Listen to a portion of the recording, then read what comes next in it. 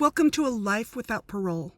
Today we're going to be talking about Derek Chauvin's prison stabbing, what we know so far.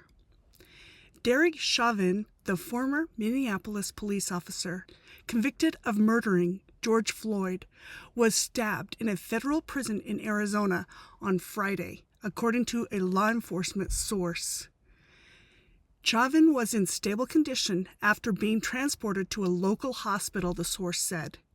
The attacker was identified and will be adding additional time to his sentence, I'm sure. The stabbing occurred at the Federal Corrections Institute in Tucson, Arizona, a medium security prison. The FBI is investigating the incident. Chauvin is serving 22.5 years, a sentence for the murder of Floyd, who died while being restrained by Chauvin and other officers on May 25, 2020. Floyd's death sparked protests against police brutality and racial injustice around the world.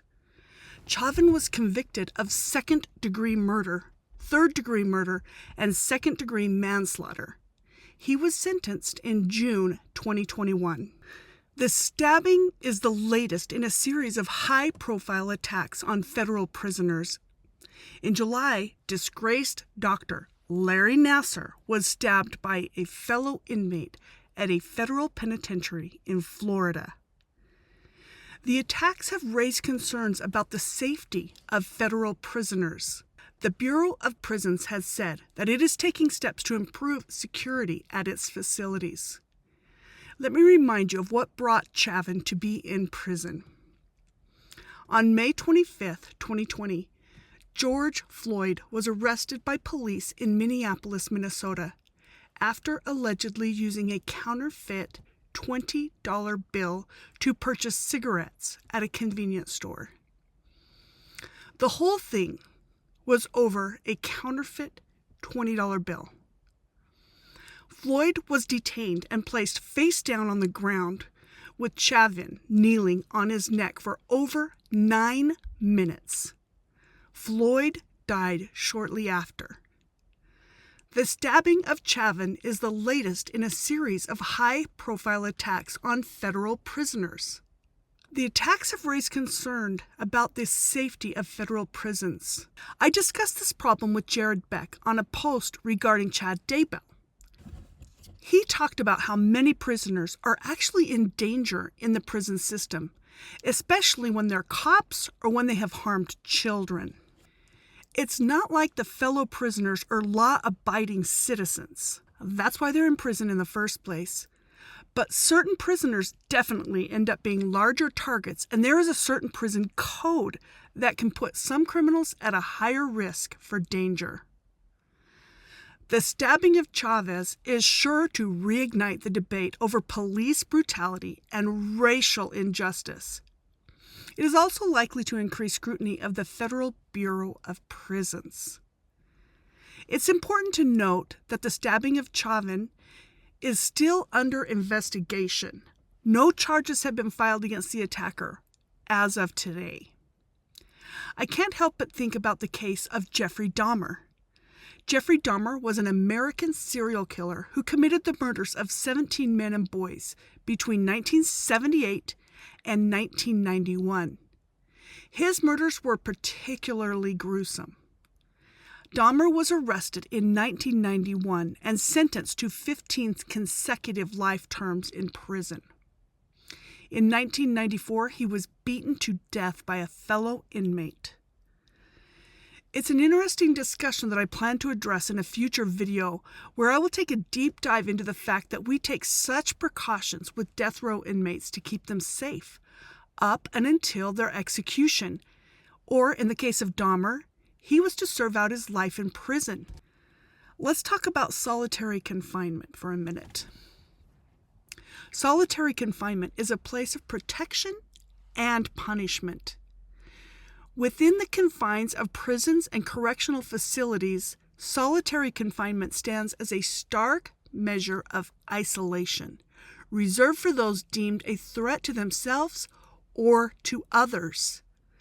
This practice is often shrouded in controversy. It serves as a complex interplay of safety and punishment, raising questions about its effectiveness and ethical implications. But protective isolation shields the prisoners from harm in some cases. This is another point Jared Beck brought in the Daybell discussion. Many inmates who are on death row never make it to death row because they die in some other way, such as prison homicide or health issues, etc. Individuals facing threats of violence from fellow inmates or those exhibiting may be placed in isolation to ensure their safety. This form of confinement aims to safeguard vulnerable individuals while maintaining order within the prison environment. In other cases, solitary confinement takes on a punitive role, serving as a form of punishment for severe disciplinary infractions. Prisoners involved in violent acts, gang activity, or escapee attempts may be subjected to isolation as a consequence of their actions. This form of confinement aims to deter future misconduct and maintain discipline within the prison system. Many inmates are put in solitary confinement because the targeting of ex-police officers is a complex dynamic in the prison system, and it's the only way to protect them. The incarceration of former police officers, particularly those convicted of crimes against civilians, often presents unique challenges. Within the prison environment, these individuals may face hostility and targeted violence from fellow inmates. The animosity stems from the perceived betrayal of public trust and the power imbalance inherent in the police-civilian relationship. The process of navigating the ethical landscape is a hard and complex one.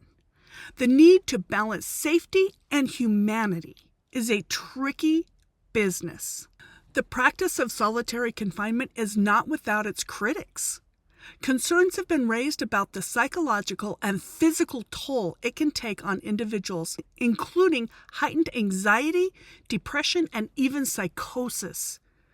The prolonged isolation can also exacerbate existing mental health conditions.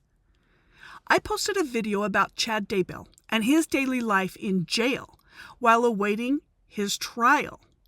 I interviewed a person who spent the night in jail and saw Chad through his own jail door window and gave an inside look at the daily life.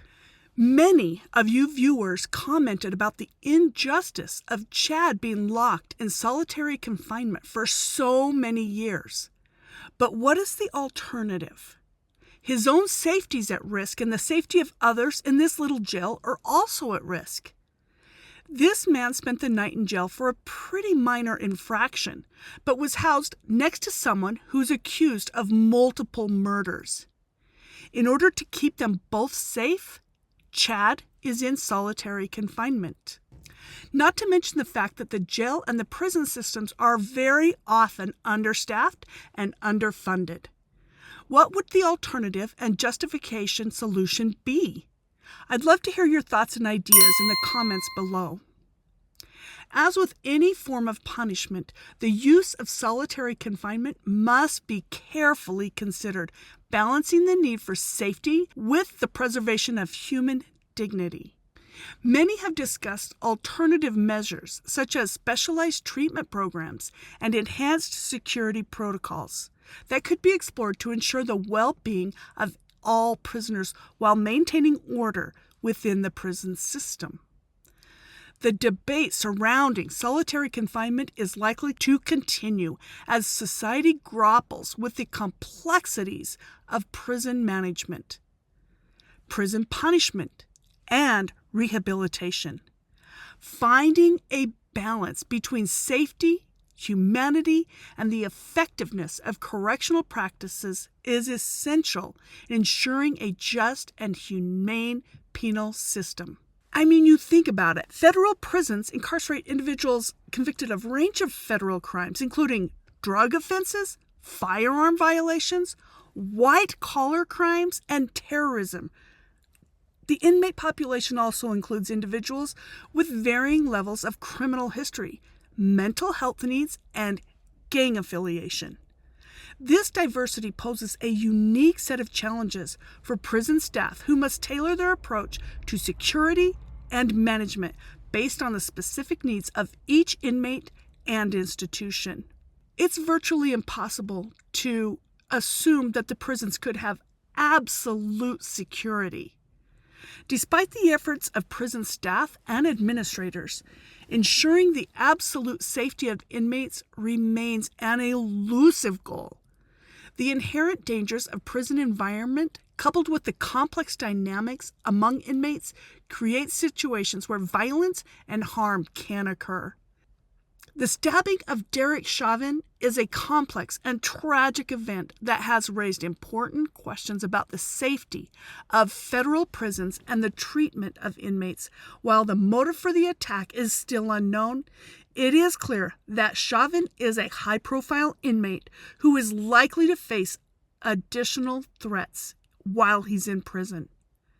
Do you think the Bureau of Prisons has a responsibility to ensure the safety of all inmates, regardless of their notoriety? Should the agency take this incident as an opportunity to review its security procedures and make necessary changes to protect all inmates from harm? Do you think that Chauvin is a human being who deserves to be treated with dignity and respect, even if he's committed a heinous crime?